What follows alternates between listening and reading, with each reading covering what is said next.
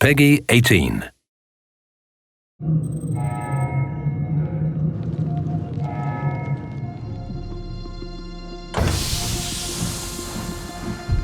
you look at that?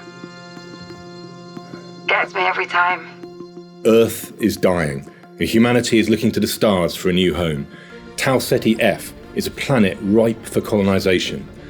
Our story is based around the crew of the scout ship Cassiopeia, who were sent to survey this planet. But of course, as this is a Supermassive Games horror game, they discover something terrible there. Oh my god. When we were creating the lineup of characters, we were really looking to create a team of astronauts who could demonstrate real calm under pressure. These are professionals in a terrible situation.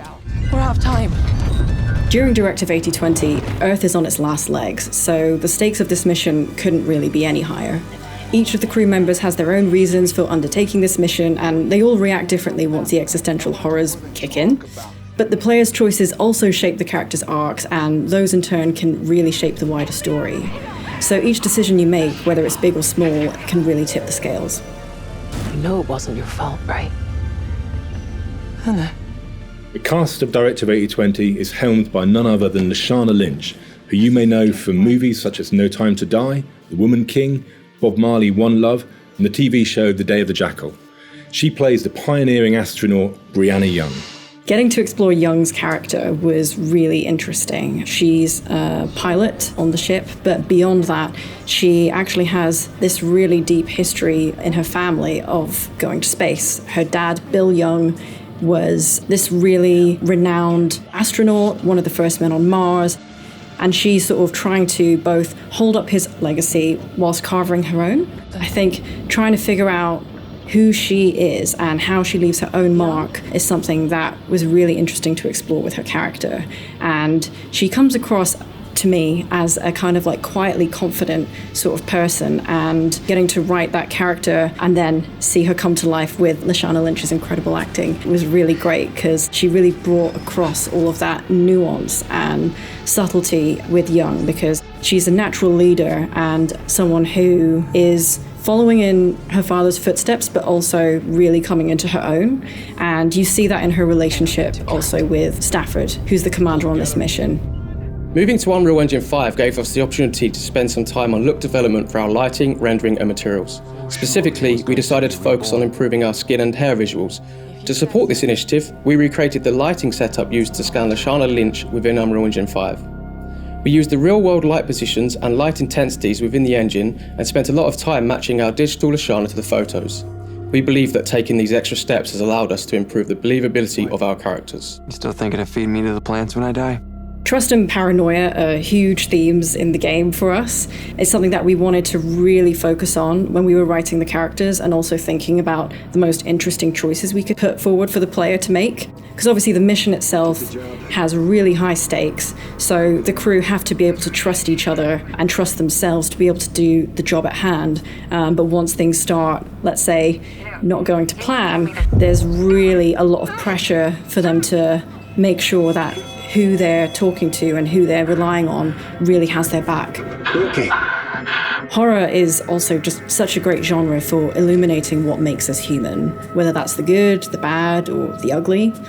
With Directive, we wanted to explore that further with the concept of mimics. Who's there? With these mimics that are on board, that are kind of mimicking other members of the ship, it really causes them to question, are you who I think you are? Can I trust you?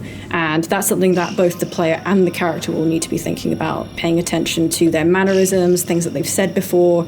You know, is this who I think it is? It'll make you kind of hopefully second guess a lot of the interaction that you've gone through and pay more attention to what's going on in the scenes.